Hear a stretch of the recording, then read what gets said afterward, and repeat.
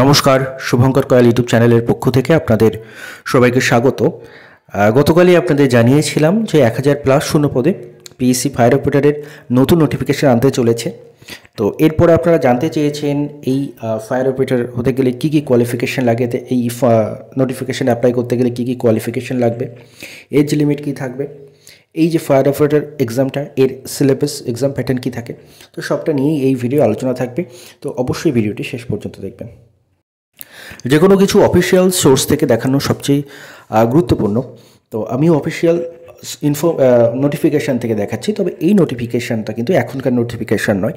এই নোটিফিকেশানটা last যেবার fire operator নিয়োগ হয়েছিল সেটা হচ্ছে 2018 সাল।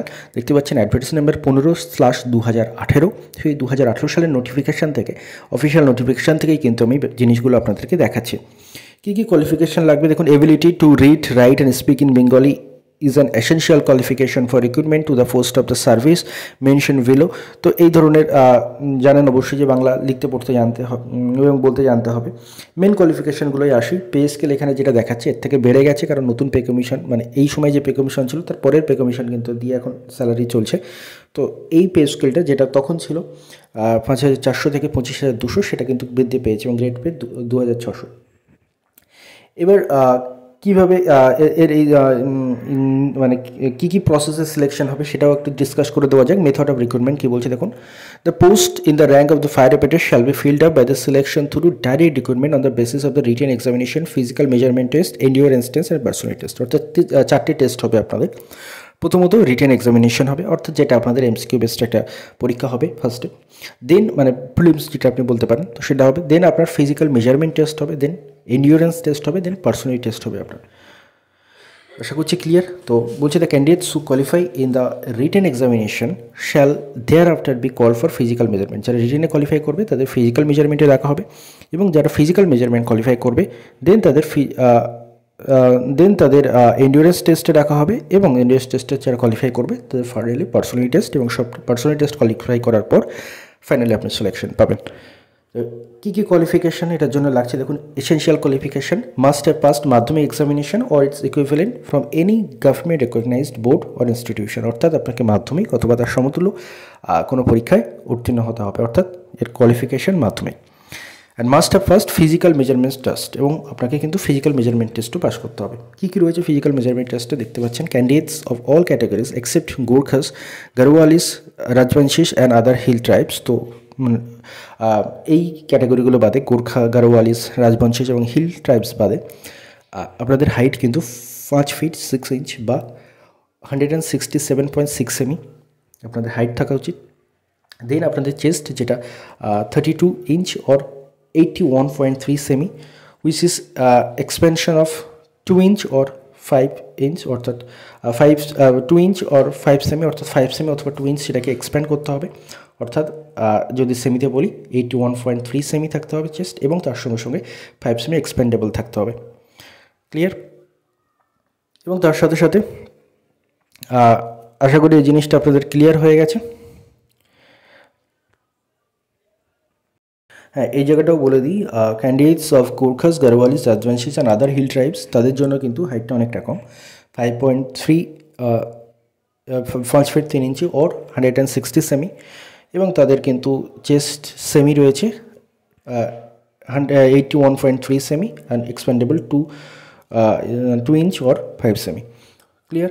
তো এবার আমরা আরও যে কোয়ালিফিকেশানগুলো রয়েছে আপনাদের ফিজিক্যাল মেজারমেন্ট টেস্ট, সেগুলোর বিষয়ে আলোচনা করা যাক। Must have qualify any 4 of the following endurance test.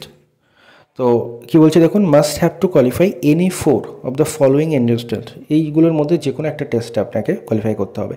Must have to qualify any 4 of the following endurance test.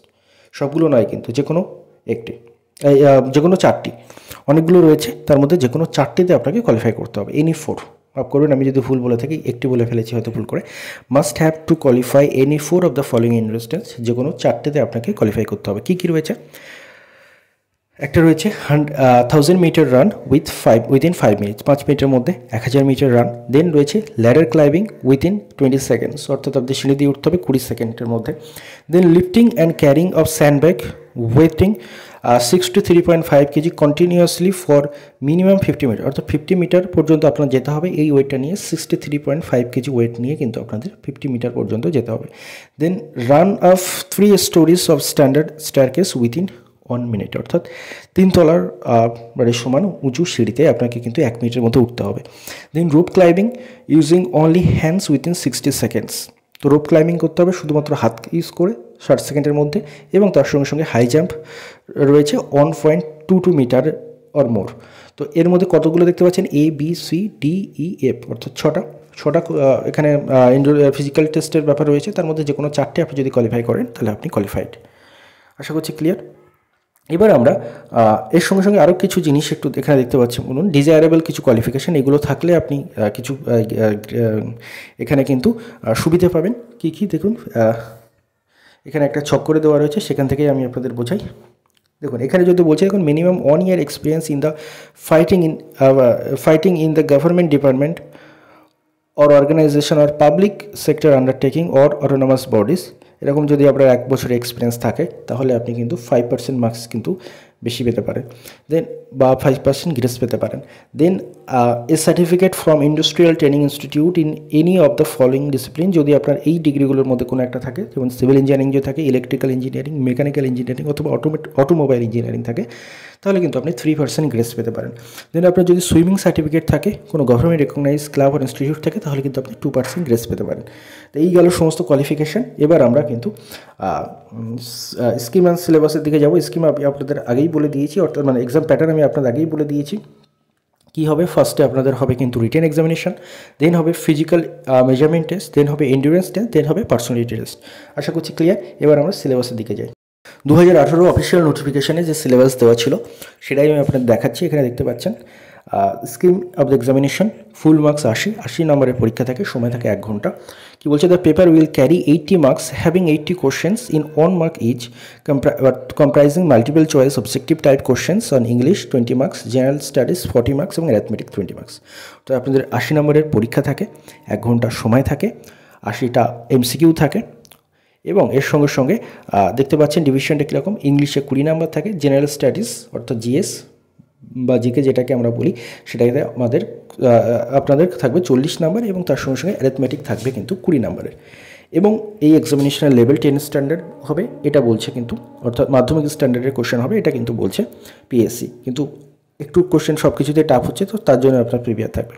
Syllabus কী থাকে দেখুন, ইংলিশে কী থাকে, ফান্ডামেন্টালস অফ ইংলিশ ল্যাঙ্গুয়েজ থাকে, ভোকালবেরি থেকে কোশ্চেন আসতে পারে, গ্রামার থেকে আসতে পারে, সেন্টেন্স স্ট্রাকচার থেকে আসবে, সিনোনিমস থেকে আসবে, অ্যান্টোনিমস থেকে আসবে, এবং এর কারেক্ট ইউজেস, এই যে গ্রামাটিক্যাল ফর্মগুলো বা সিনোনিম অ্যান্টোনিম যে ভোকাবুলারি ফর্মগুলো, এগুলো কারেক্ট ইউজেস সম্পর্কে আপনাদের কোশ্চেন আসতে পারে, যেমনটা আসে কম্পিটিটিভ এক্সামে, আপনারা আশা করি জানেন।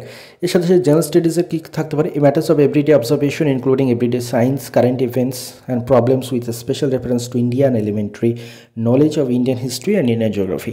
এই হচ্ছে আপনার জেনারেল স্টাডিজ সিলেবাস। অ্যারিথমেটিক কী থাকে, ডিভিজিবিলিটি থাকে, ফ্র্যাকশনস থাকে, ডেসিমালস থাকে, রিকারিং ডেসিমালস থাকে, simplification, HCF, LCM, partnership, average, ratio and proportion, percentage, simple interest, profit and loss, time and distance, area of rectangle and squares. এটাই হচ্ছে আপনাদের syllabus.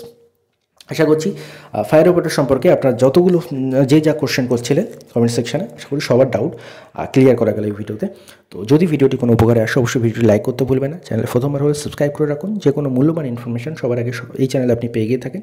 অবশ্যই আপনারও মূল্যবান মতামত রয়েছে সেটা কমেন্টে জানাবেন, এবং তার সাথে সাথে বন্ধুদেরও শেয়ার করে দেবেন এই ভিডিওটি, তাদেরও হেল্প হবে। ধন্যবাদ আপনাদের সবাইকে।